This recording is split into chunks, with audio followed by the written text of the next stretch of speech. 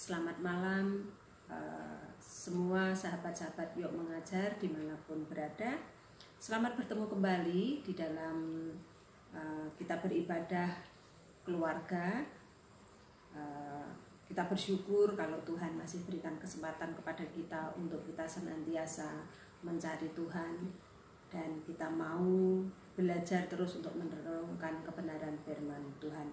Sebelum kita masuk ke dalam firman Tuhan, saya akan mengajak kekasih-kekasih Tuhan untuk kita berdoa terlebih dahulu, minta tuntunan Roh Kudus yang akan berkuasa atas hati dan pikiran kita. Mari kita berdoa. Haleluya. Bersyukur Tuhan, bersyukur. Engkau baik, Engkau sungguh baik, Engkau sangat baik, Engkau teramat baik. Tuhan Allah Bapa kami yang kami sembah di dalam nama Tuhan kami Yesus Kristus, pada saat malam hari ini Tuhan kami bersyukur kalau Engkau pertemukan kembali kami anak-anak-Mu Tuhan di dalam kami bersekutu, yaitu persekutuan keluarga, KPK Kasih dan KPK Sukacita, dan juga sahabat-sahabat Yuk Mengajar yang saat malam hari ini bersama-sama dengan kami. Kami bersyukur Tuhan buat semuanya. Kami sebentar akan merenungkan kebenaran firman-Mu, Tuhan yang akan menuntun, membimbing, kuasa Roh Kudus yang bekerja atas kami semua. Baik hamba-Mu yang akan menyampaikan kebenaran firman-Mu, Kau akan urapi lidah bibir hamba-Mu Tuhan. Apa yang keluar dari lidah bibir hamba-Mu biarlah yang datangnya daripada Engkau saja. Engkau yang berfirman Tuhan, Engkau yang akan pakai hamba-Mu yang kecil ini untuk menjadi sarana penyampai firman Tuhan yang besar. Engkau juga akan berkati kami semua yang sudah siap mendengarkan firman-Mu. Roh Kudus-Mu yang akan menuntun, membimbing kami. Jadikan kami Tuhan seorang murid yang mau duduk diam mendengar akan suara-Mu. Berfirmanlah Tuhan, kami siap untuk mendengarkannya. Hanya di dalam satu nama Tuhan kami Yesus Kristus kami berdoa dan ucap syukur. Haleluya. Amin. Malam hari ini saya mendapatkan materi dari Bapak Gembala, yaitu yang diambil dari Lukas 24 ayat yang ke-13 sampai ke-35. Perikop ini sangat panjang, namun saya harus bacakan semua supaya kita mengerti apa yang dimaksud di dalam perikop pada saat malam hari ini. Dalam perikop ini adalah Yesus menampakkan diri di jalan ke Emmaus. Pada hari itu juga 2 orang dari murid-murid Yesus pergi ke sebuah kampung bernama Emmaus yang terletak kira-kira 7 mil jauhnya dari Yerusalem. Dan mereka bercakap-cakap tentang segala sesuatu yang telah terjadi. Ketika mereka sedang bercakap-cakap dan bertukar pikiran, datanglah Yesus sendiri mendekati mereka, lalu berjalan bersama-sama dengan mereka. Tetapi ada sesuatu yang menghalangi mata mereka, sehingga mereka tidak dapat mengenal Dia. Yesus berkata kepada mereka, "Apakah yang kamu percakapkan sementara kamu berjalan?" Maka berhentilah mereka dengan muka muram. Seorang dari mereka namanya Kleopas menjawabnya, "Adakah engkau satu-satunya orang asing di Yerusalem yang tidak tahu apa yang terjadi di situ pada hari-hari belakangan ini?" Katanya kepada mereka, "Apakah itu?" Jawab mereka, "Apa yang terjadi dengan Yesus orang Nazaret? Dia adalah seorang nabi yang berkuasa dalam pekerjaan dan perkataan di hadapan Allah dan di depan seluruh bangsa kami. Tetapi imam-imam kepala dan pemimpin-pemimpin kami telah menyerahkan Dia untuk dihukum mati, dan mereka telah menyalibkannya. Padahal kami dahulu mengharapkan bahwa Dialah yang datang untuk membebaskan bangsa Israel. Tetapi sementara itu telah lewat 3 hari sejak semuanya itu terjadi. Tetapi beberapa perempuan dari kalangan kami telah mengejutkan kami. Pagi-pagi buta mereka telah pergi ke kubur dan tidak menemukan mayatnya. Lalu mereka datang dengan berita bahwa telah kelihatan kepada mereka malaikat-malaikat yang mengatakan bahwa Ia hidup. Dan beberapa teman kami telah pergi ke kubur itu dan mendapati bahwa memang benar yang dikatakan perempuan-perempuan itu, tetapi Dia tidak mereka lihat. Maksud di sini Dia adalah Tuhan Yesus. Lalu Ia berkata kepada mereka, "Hai kamu orang bodoh, betapa lambannya hatimu sehingga kamu tidak percaya segala sesuatu yang telah dikatakan para nabi. Bukankah Mesias harus menderita semuanya itu untuk masuk ke dalam kemuliaannya?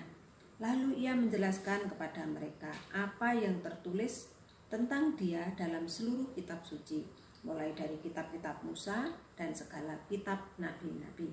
Mereka mendekati kampung yang mereka tuju, lalu ia berbuat seolah-olah hendak meneruskan perjalanannya.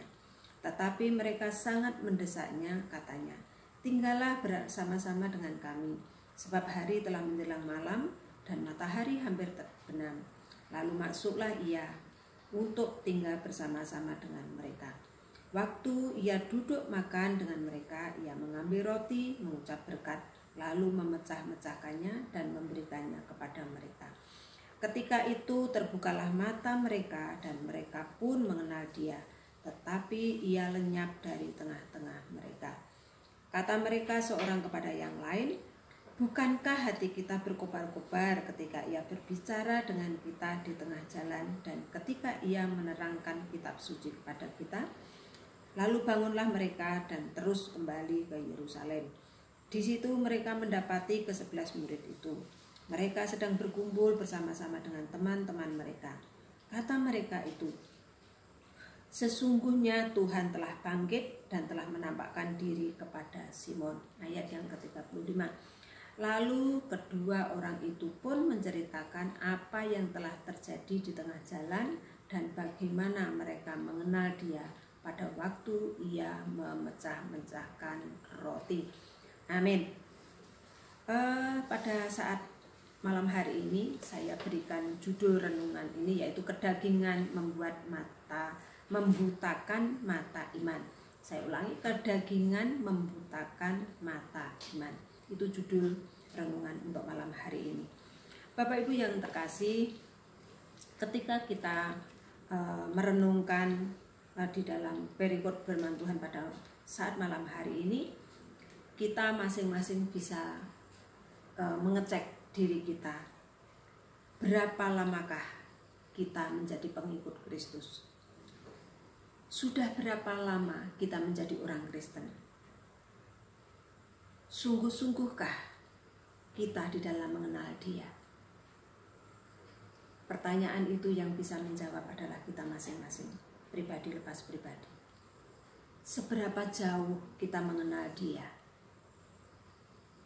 Bila dibandingkan dengan pengenalan murid-murid Tuhan Yesus kepada Tuhannya. Di dalam perikop ini, kekasih-kekasih Tuhan, yaitu menceritakan bagaimana dua orang murid Tuhan Yesus yang mengadakan perjalanan ke Emmaus. Dua murid ini sudah lumayan di dalam mengenal Tuhan Yesus. Mereka termasuk adalah murid-muridnya Tuhan Yesus juga, di mana mereka sudah mengerti bagaimana Tuhan Yesus, apa yang sudah dilakukan Tuhan Yesus, yang diceritakan di dalam ayat 19.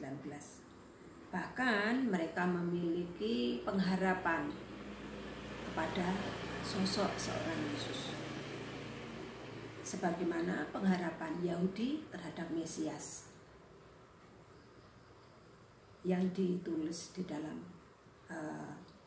perikop tadi di dalam ayat 21. Bapak Ibu Saudara sekalian boleh membaca ulang di sana. Bahkan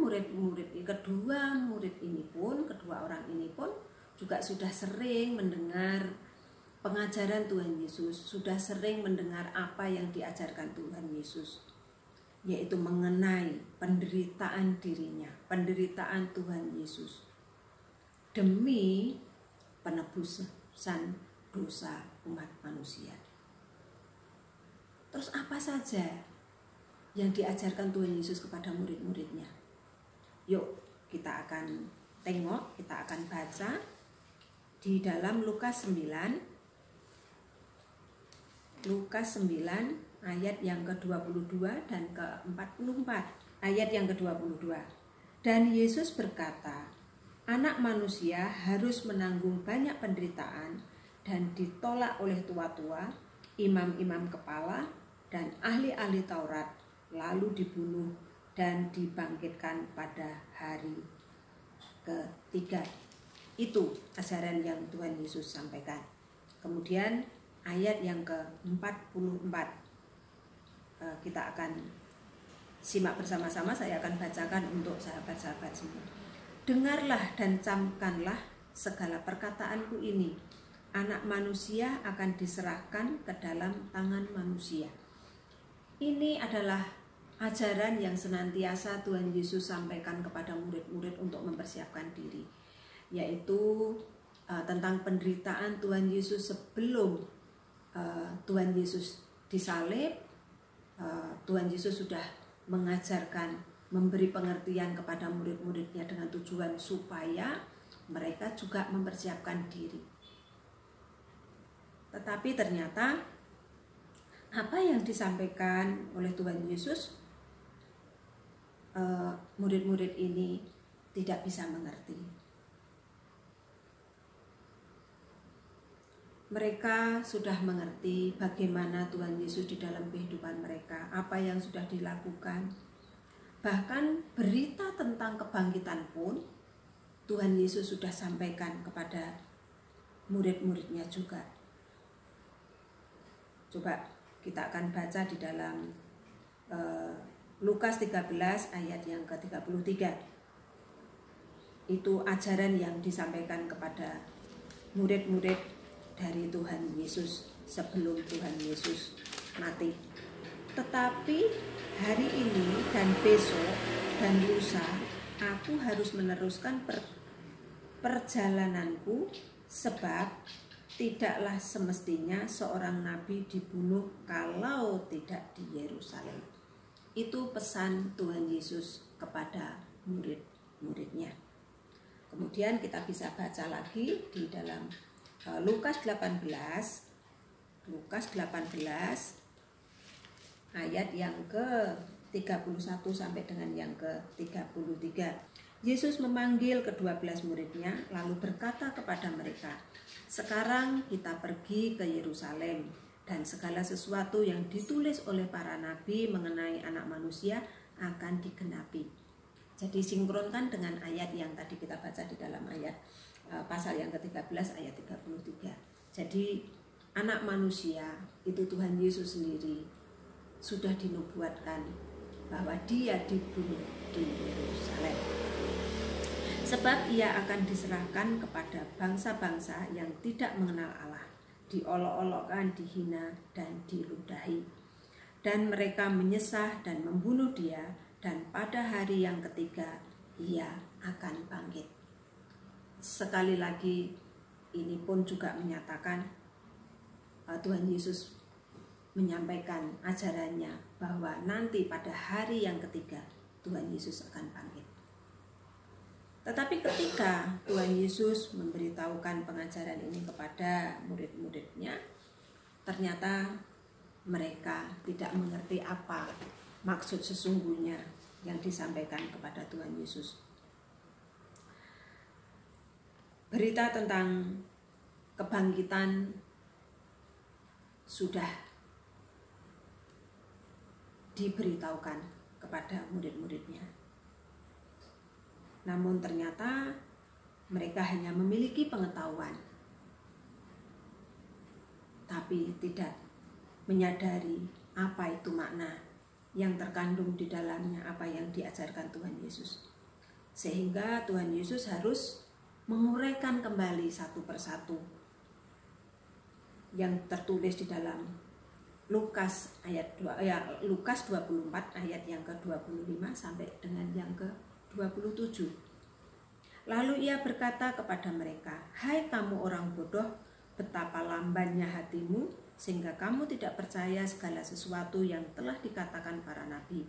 Bukankah Mesias harus menderita semuanya itu untuk masuk ke dalam kemuliaannya?" Lalu ia menjelaskan kepada mereka apa yang tertulis tentang dia dalam seluruh kitab suci, mulai dari kitab-kitab Musa dan segala kitab-kitab nabi. Sekalipun sudah diuraikan kembali, namun mereka belum mengerti. Jadi mereka tetap saja belum mengenal siapa yang ada di depannya.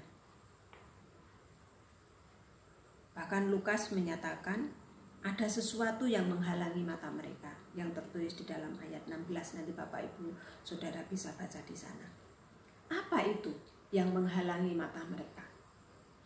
Yaitu rasionalitas, logika, kenyataan yang terjadi, kenyataan yang mereka hadapi.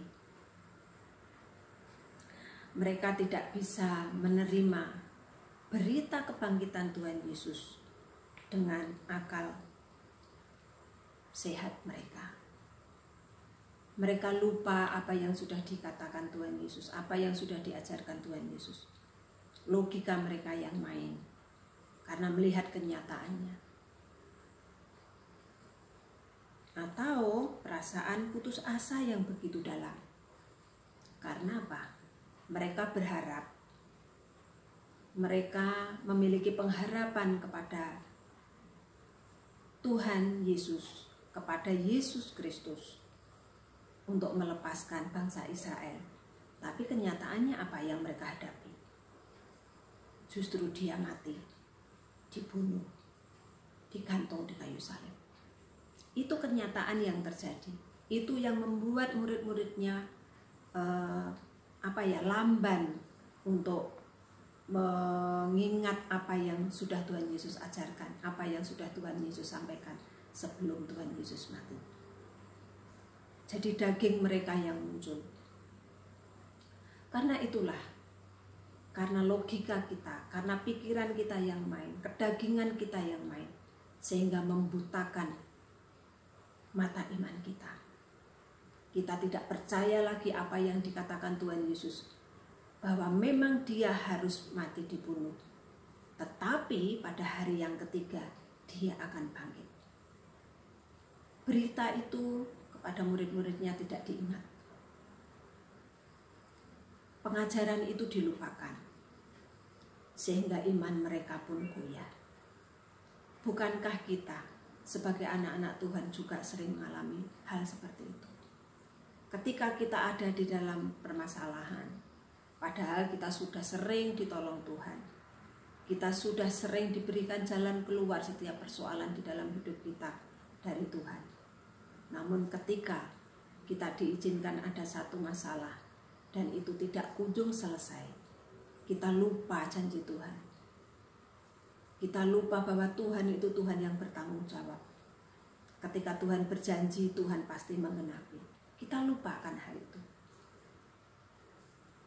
Kemudian pikiran kita yang main, kita cari jalan keluar di luar jalurnya Tuhan. Seringkali kita berbuat demikian. Baru ketika kita sudah mentok dan Tuhan bekerja, baru sadar, oh iya, Tuhan itu Tuhan yang adil. Kita jangan salah. Tuhan itu bukan Tuhan yang ngawur. Bukan Tuhan yang Tuhan kita itu Tuhan yang adil. Kadang kita saja, kadang kita yang protes. Lu katanya Tuhan mau menolong aku dalam setiap keadaan, dalam setiap situasi, dalam setiap permasalahan. Tapi lihat dulu, kita di dalam posisi mana? Kalau kita di dalam posisi yang benar, Tuhan pasti bekerja. Kalau kita di dalam posisi yang salah, ya jangan harap. Karena Tuhan itu bukan Tuhan yang ngawur. Tuhan itu Tuhan yang adil. Ketika kita ada di dalam kebenaran, pasti janji Tuhan digenapi. Tuhan tidak pernah ingkar janji. Seperti janjinya kepada murid-murid Tuhan Yesus. Tuhan berjanji bahwa pada hari yang ketiga, setelah kematiannya, Tuhan Yesus akan bangkit. Tetapi berita kebangkitan itu tidak segera direspon dengan baik. Baru setelah Tuhan Yesus mengadakan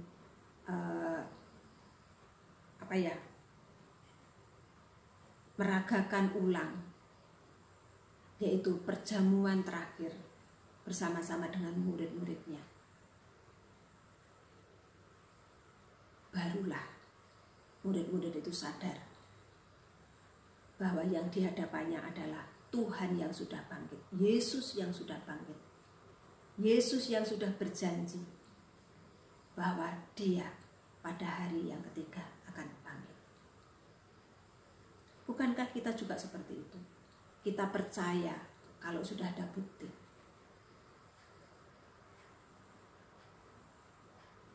Padahal iman yang sesungguhnya seharusnya tanpa bukti pun kita harus punya iman yang teguh, karena Tuhan itu tidak pernah ingkar janji. Ketika Tuhan berbicara, ketika Tuhan berjanji, pasti semuanya digenapi. Kita bersyukur memiliki Allah yang bertanggung jawab. Sekalipun kita lamban untuk mengingat akan janji Tuhan, namun Tuhan tetap membimbing kita. Bahkan menuntun, membimbing kita sampai kita ada di dalam kesadaran, yaitu kita bisa mengenal siapa Tuhan kita. Kita bersyukur kalau kita di dalam mengenal Allah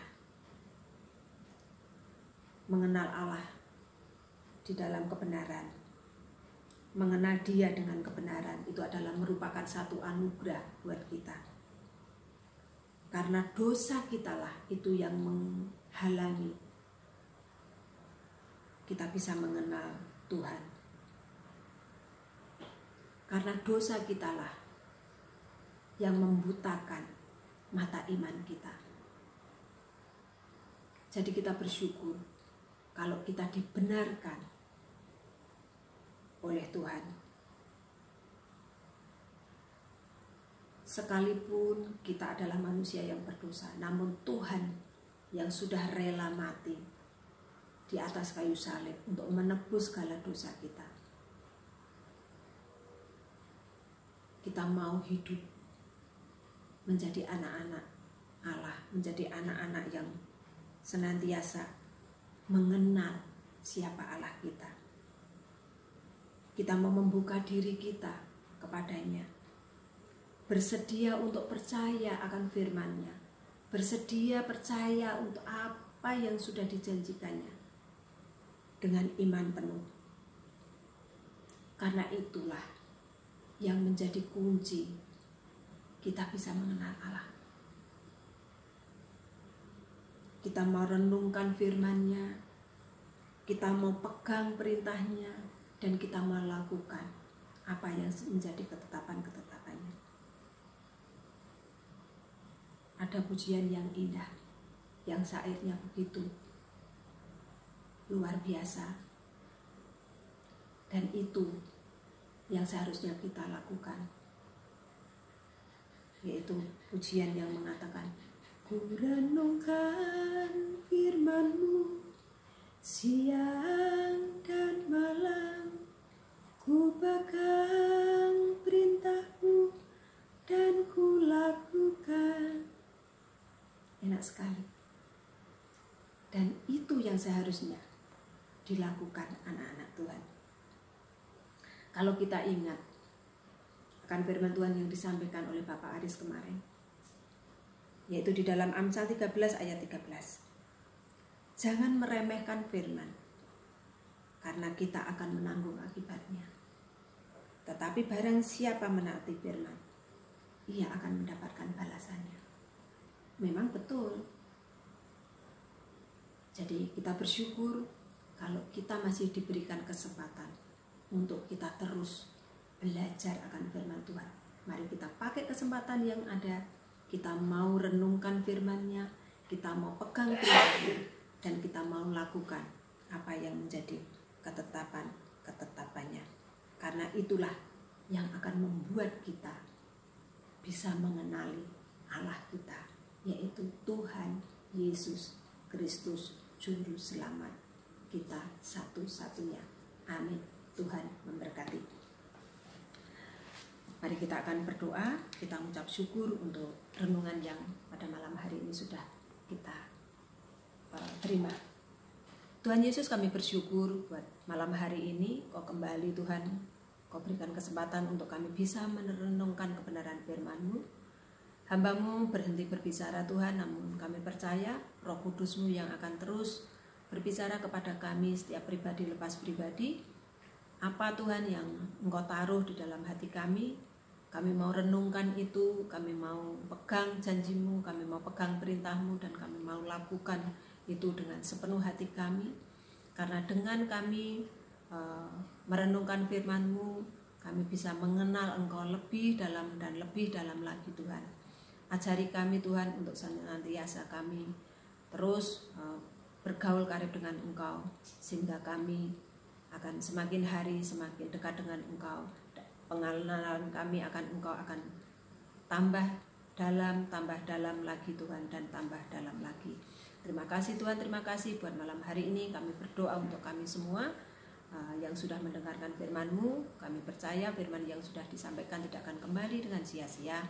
Engkau Tuhan yang akan menumbuhkan firman itu dan suatu saat akan berbuah-buah lebat. Terima kasih Tuhan, terima kasih. Kami bersyukur buat semuanya. Hanya di dalam nama Tuhan kami Yesus Kristus kami berdoa dan ucap syukur. Haleluya. Amin.